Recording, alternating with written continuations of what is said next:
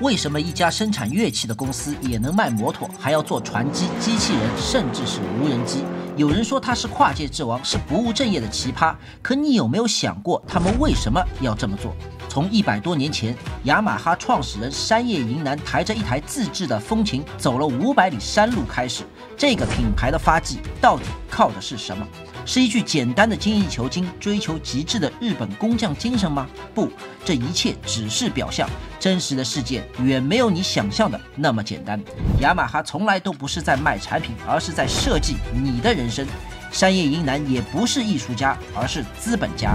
品牌、产业、文化，一个精密设计的多业务集群，目的只有一个：你的认同。所以我更愿意将其称为品牌文化人格设计工厂，品牌营销力的独孤九剑。大家好，我是胖猫，今天就请跟随我一起揭开雅马哈背后深藏的100年局中局。1851年，山叶银男出生在当时的日本济州藩。他的出身既不是贫苦农家，也不是豪门望族，而是一个正值旧时代边缘的家庭。老爸山叶孝之助是济州藩的一名下级武士。一听武士，你可别觉得是舞刀弄枪的，他只是一名天文观察员，是藩中负责记录天象、测量时间，替藩主规划历法。当然，更主要的工作是每天的天气预报，通知大家下雨，早点收衣服。在幕府末期的日本，武士这个阶层已大不如从前，尤其是像山叶家这样非战斗型的文职武士，收入微薄，地位尴尬，摸摸口袋，生活早已是捉襟见肘。银男从小在这样的环境中长大，学武是不可能的，家里也没人会，读书勉强念了个启蒙，再往后家中也没闲钱继续供他。不过山叶家老爹的书柜里倒是有一堆怪东西，比如西洋天文学书籍、钟表构造图、航海仪器册子等等。这些都是父亲在藩职期间接触到的西学资料，也是他的宝贝。那是幕府末年日本极少数武士才能接触到的知识边界。当然，在大多数人眼里，这些东西啥也不是。银男却被深深吸引，他没兴趣刀枪剑戟，更着迷于齿轮、刻度盘和机械构造。比起战场上的杀伐，他更关心的是发条为什么会动，螺丝是怎么转的。1868年，明治维新开始，德川幕府覆灭，日本进入现代化国家的转型期。这对整个武士阶层来说，时代落幕了。俸禄取消，身份作废，特权扫地出门。年仅17岁的山叶银男目睹了这一切。曾经手捧铁饭碗的武士家庭，一夜之间成了下岗户。在全国一片武士要替国家想，我不下岗谁下岗的浪潮中，有人开始变卖家产，有人拉起了人力车跑营生，还有些人扛不住身份落差，把肚子切开寻了短见。银男没倒下，他早就想明白一个道理，与其靠祖宗的荣耀，不如掌握一门能吃饭的手艺，而且必须是洋人的。时代在改变，科技在进步，光靠武士精神那怎么行？于是大约在1871年前后，年仅20岁的山叶银男只身离家前往长崎闯荡。他托人介绍拜入一位英国钟表匠门下当学徒，开始学习技术。几年下来，他手艺愈发精湛，不但能修钟表，还被大阪一家医疗器械商店聘为维修工，开始接触更复杂的西洋仪器。现在他已经不再是武士的儿子，而成为了明治时代靠技术吃饭的工匠，相当于今天敲代码的程序员。你说靠技术领工资吃饭没啥问题，你说要想发财，那算了，洗洗睡吧。1886年，35岁的山叶银男搬到了滨松，依然做着老本行，修修钟表，接点零活糊口。你想35岁还干修理工，放现在这个年龄，投个简历狗都懒得理你。可人生有时候就卡在这种看起来没希望的日子里，突然给你拐了个弯。1887年，松滨小学出了点状况，孩子们上音乐课用的那架风琴坏了。这可是从美国进口捐赠来的宝贝，市价45日元，是妥妥的高档货。兄弟们，你们知道45日元是个什么概念？当时普通劳工一个月的工资也就2到3块钱。校长是急得脸都红了，一个劲的直跺脚。孩子们还等着上课要用，拖延了教学进度，年终 KPI 完不成，这奖金可就要泡汤了。最棘手的问题是，在滨松这个地方，哪找得到能修进口风琴的师傅？修农具的干瞪眼，修家具的直摇头，修缝纫机的也是两手一摊，没辙。最后有人想起了当地还有个能修钟表的手艺人叶师傅，山叶银南，就派人上门去请，说叶师傅辛苦您受累，给看看呗。在修风琴的过程中，叶师傅一听说这玩意儿一台要45块日元，直呼我的个亲娘嘞，啥破木头箱子要卖那么贵，顺嘴还吹了句牛皮，你们信不信给我3块钱，我就能给你搓出一台一模一样的。没想到几天后，他还真的就干了起来，带着徒弟和小事，靠手工用皮尺测量，土法上马，一点点琢磨结构，完全拷贝。2个月后，成功手搓出第一台土风琴。这里顺便说一句，跟他一起干活的这个和小事，后来也是位人物。1927年单飞，创办和乐器制作所，专做钢琴，品牌名叫卡哇伊。今天卡哇伊在全球钢琴市场市占率排名第2，仅次于雅马哈。现在校长、音乐老师还有叶师傅师徒俩围着那台手搓风琴，大家一边看一边点评。从外观上看嘛，跟那台美国货好像也差不多。音乐老师忍不住上去弹了几下，旋律是有了，可总感觉哪里不对劲，说不上来是哪里的问题。声音没美国货圆润，弹起来呢也有点不顺手。校长摆摆手说：“哎，得了，别纠结了，咱们这儿是滨松，又不是东京，这玩意儿能做出来就算不错了。”但转念一想，他补了一句：“你们要是真想干到底，我倒是可以帮你们搭个线。咱们教育系统的东京音乐学校，你们带着风琴过去，让那边的专家看看能不能给你点建议。”叶师傅一听，这事儿靠谱啊，于是他跟和小事两人挑着扁担，抬着这台自制风琴，翻过箱根山岭，一路跋涉到东京。据官方说法，是全程走了将近250公里，500里地。这一趟路也成就了山叶银南的日本匠人精神，把一件事、一个器物做到极致的信念，为无数后人津津乐道。可 UP 偏偏要从人性和现实的角度看问题。一个35岁快要奔40岁的中年男人，看着发际线、头发也开始秃了，职业修理工，半死不活的收入，突然发现一个巨大的商机，还是自己能力范围内的。咱们先甭管是3块还是8块钱的成本，就能把风琴造出来。眼见只要这风琴项目能成，那就是暴富的机会。你说换作是你卖不卖力，起不起劲？这500里地的山路走还是不走？答案是必须的呀。人生能有几回搏，说不定你跑得比他还快。当然，咱们也不是说否定山叶银南的匠人精神，因为这是前提，是一切的基础，是品牌讲故事的催化剂。但成功不光只是这些，它需要天时地利人和。叶师傅抬着他的风琴来到东京音乐学校，他的人和来了。井泽修二，井泽修二也算是一个老六，1851年生人，和山叶银南同岁，老爸也是个低级武士。小时候家里穷，没钱吃饭，跑去寺庙教堂跟着和尚、洋人传教士混饭吃，能说一口流利的英语。成人后混进了文部省，当时日本主管教育文化的部门。明治7年被派到爱知师范学校当校长，4年各学校领导干部赴美国旅游考察学习。他跟着小津千三郎、高峰英雄一起去美国深造，他的主修方向是音乐教育。据说在留学期间，听说美国的贝尔发明了电话，还跟着金子健太郎一起跑去找到了贝尔，想着能不能合作把电话引进日本，搞点生意做做。贝尔一听，俩日本人没那闲工夫，我还要搞 AT&T， 未来还要和摩托罗拉干仗呢，没空搭理他们2个，就把他们给打发了。回国后，等到山叶银南抬着自制风琴跑到东京时，他已经是东京音乐学校，今天东京艺术大学音乐部的校长了。井泽修二对眼前的这个乡下人竟然能自己做出风琴，心中大为赞叹，可脸上却没有露出半点神情，只是冷冷地问道：“你个乡下人怎么会想到要做这个？”叶师傅一听，立刻回答道：“我看小学的风琴是美国货，卖得很贵，我就想美国人能做得出，我们日本人也能行。为了国家的荣誉，咱们日本匠人也停。”井泽立刻打断了他：“你个乡下人整什么虚的，说人话！”山叶银南这才把自己想做风琴这门生意赚钱的真实想法说了出来。井泽眼见这个乡下人还算忠厚，于是告诉他：“这门生意你一个人做不起来，你可以出门看看门口大街上的那些人，有几个人会弹风琴，又有几个人买得起风琴？”这一问把山叶银南问懵了。这是他从来没有想过的问题。那怎么办？景泽明确告诉山叶银男，只有我才能帮你，当然你也必须要懂事。当山叶银男听完景泽的全盘计划后，不由得心中赞叹，到底是搞政治的，高，实在是高。这嘴上说的是主意，心里装的可都是深意。那么具体风琴项目是如何运作的呢？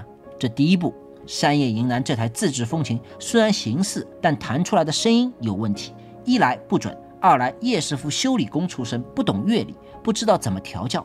这个好办，手艺技术没有问题，在景泽的帮助下，联系更好的零件供应商，叶师傅再去短期恶补乐理。1年后，一台高品质的新风琴诞生了。第二步，高品质的风琴不是你自己说质量好就好了，那怎么办？去评奖、运作、包装，从专家的口里说出来，拿权威背书。1890年第3届日本国内工业博览会，这家风琴拿去展出，得2等奖。第3步也是最关键的一步，在获奖的同一年，这不是巧合，是安排。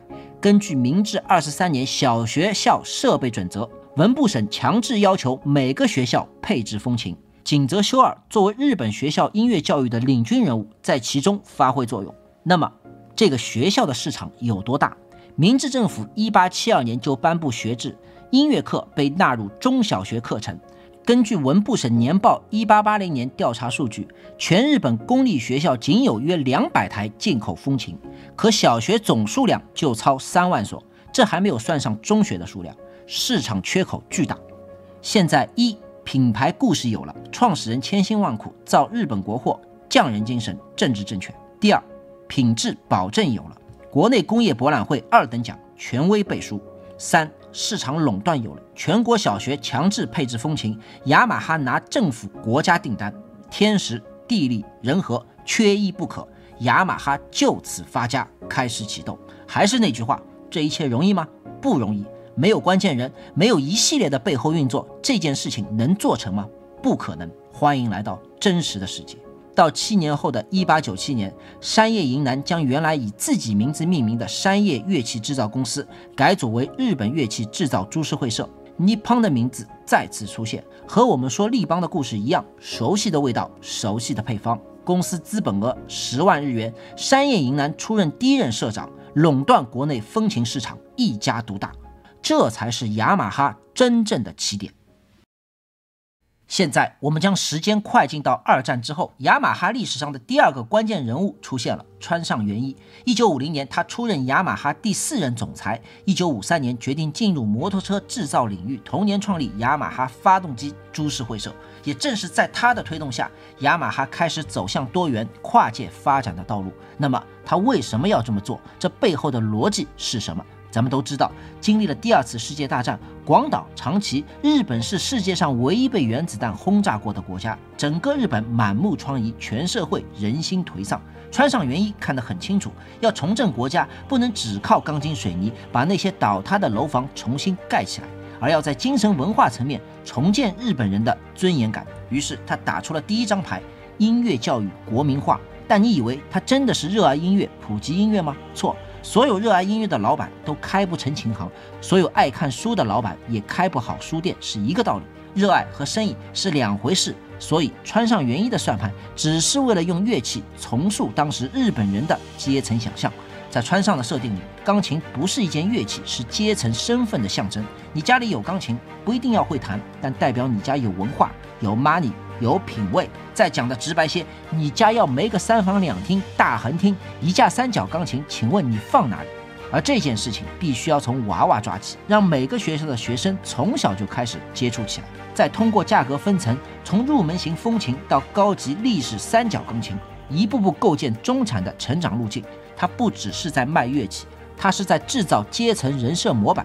孩子们的妈妈互相聊天，你家有钢琴，我家也有，你家娃学琴，我家娃也学。好，大家一个阶层可以交流，不然你连话都插不上。为了让更多收入不高的牛马父母们也能有阶层的想象，在川上元一的倡导下，雅马哈与银行展开多种形式的合作，比如买钢琴可以贷款分期支付，孩子们的钢琴课也能参加存款免学费活动，父母在银行开设账户，存一笔长期约定的金额，或者是购买理财产品，发生的利息收益抵充学费。这么一来，大幅降低门槛，是家长们赢了面子，雅马哈赢了里子。再回头来看，从53年决定进入机车市场，开始做摩托，很多人说这叫跨界，其实根本不是，是做系统。穿上原衣的逻辑是，音乐管你在家里怎么修身，摩托管你在外怎么做人。战后，日本大量年轻男性退伍、失业、失序，缺乏归属感，缺乏方向。二战战败这件事，其实心里很不爽、不服气的。天皇宣布无条件投降的时候，很多人都根本不敢相信自己的耳朵。作为日本男人，心里憋着那股男人要刚、要燃、要能征服世界的劲。于是，雅马哈推出性能摩托。1955年发布压杠1，本质上这是一款面向大众市场的民用摩托，可雅马哈却在上市后仅1个月就拿它去参加竞速比赛，征服富士山登山赛、第1届全日本摩托车拉力赛。这些措施不单向公众证明了这款新车的可靠性、耐用性以及性能，更是在给日本年轻人营造一个可以赢、能征服的幻觉。你骑雅马哈机车，不只是速度是快，是更有范儿、更男人、更燃的去征服世界。此后这款车大卖，也是很多摩托车迷熟知的故事。于是我们可以清晰地看到，雅马哈的品牌人格有着极其明确的设计脉络。一张脸，2套剧本，同一个3英叉 logo 下展开双线洗脑。乐器这条线植入的是高雅、梦想、阶层感，从课堂教育打到家庭客厅，一步步捆住中产人设。摩托那条线植入的是自由、速度、征服感，绑定青春、男性荷尔蒙、街头主角与不屈的国民信仰。一个主内，一个主外，一个塑气质，一个造身份，一静一动之间，所有人全被网络其中。而且这种在同一品牌下扩张多个产品线的方式，不仅省下了用户认知成本，更关键的是它能引发信任转移效应。你对一个产品满意，下次就更愿意尝试这个品牌的其他东西。今天雅马哈做乐器你信，明天做摩托车你也信，哪怕哪天它突然出个电饭煲，你都可能觉得比其他的品牌更靠谱。这就是雅马哈想要的，你的认同。在之后的全球化推广中，特别是在东南亚，这些套路屡试不爽。一个品牌2条线互相带动，越滚越大。到50年代末，1958年，雅马哈第一个海外子公司在墨西哥城设立；60年，雅马哈国际公司在美国成立，标志着雅马哈正式走向全球化扩张的道路。现在，雅马哈需要将之前在日本已经练就到炉火纯青的品牌心术复制到世界各地。那么，切口在哪里？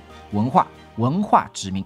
如果说通过侵略土地来进行殖民用的是枪炮，那么要完成文化殖民用的就是教育。用教育灌输思想，用教育制定标准，用教育渗透人格。我们来看看雅马哈是如何做的。从1965年雅马哈在墨西哥城开设了第一家海外雅马哈音乐学校开始，到现在全球超过40个国家和地区，7000个雅马哈 Music School， 数10万的学生，他们一直在做一件事：教材不外包，理念不稀释，课程不松动。全世界几十个国家学的都是他那一套。统一的教学框架，统一的听觉美学，统一的演奏标准。不管你在全世界哪一个地方，进入到教室的那一刻起，你就进入了雅马哈的话语体系。但它又不死板，为了让你更好的听话，它会顺着你来一点本土化，根据当地的文化、音乐偏好和教育习惯进行调整，适应不同的考级制度，比如中国的英协考试、英皇考级等等，然后再来一道锁链分级认证体系。全球统一的雅马哈分级考试系统，从小到大，从入门到专业，每一级都有目标、有任务、有奖牌。一旦你考进这套系统，走得越远，沉得越深，你就越离不开这家公司的品位设定。而这一切的终点落回一个字：买。你学的教材要配他的琴，老师推荐你买的是他的型号，每一间教室里摆的是他的钢琴、键盘、吉他、打击乐。学和买被悄悄捆成了一套闭环。他的课程已经不只是教电子琴、钢琴、小提琴、爵士乐、声乐、作曲、音乐制作、流行乐队，只要你想学音乐，他就有课程，只要你学了，就在他的体系内。你以为你在追求音乐梦想，实际上是被一步步导入品牌洗脑剧本。不是学琴，是从小进入雅马哈的世界观。于是你所有的感觉、体验、认知、行为被雅马哈牢牢掌控，从而形成品牌崇拜。他是教主，你成为他的信徒。你小的时候在雅马哈音乐受教育，培养了你的品牌忠诚度。长大后骑着机车成为消费主力，再通过比赛、考级、阶层幻想、贩卖焦虑，你再送你的孩子去雅马哈学琴，一层一层，周而复始，完美闭环。这里面既有高毛利的一次性耐用消费品，比如机车、钢琴，也有能让你不停复购的教育课程，再利用信任转移开发各种其他产品，覆盖更广泛的用户需求场景。这样的全球布局不是简单的业务复制，而是一种对市场结构、文化认知和消费习惯的深度理解。从产品制造到身份构建，雅马哈设计的不仅是产品，更是一整套完完整整的人生路径。最终你会发现，雅马哈不是靠运气红的，它也不是靠爆品起家的，它靠的是一种生态级的企业思维，稳中求进，多元协同，长线布局。这种模式虽然不如互联网公司来的炫目，也不如硬件独角兽来的凶猛，但它扎实、稳定、可复制，而且极其抗风险。这才是一家真正强大的公司所应该具备的思维方式。用一整套系统性思维，把技术、品牌、文化、教育、制造串成一张网。它是品牌的声音，也是系统的回响，这才是雅马哈的局。好了，今天的故事就先到这里。最后还请各位别忘记点赞、订阅，多多评论，讲讲你和雅马哈之间的故事。谢谢大家。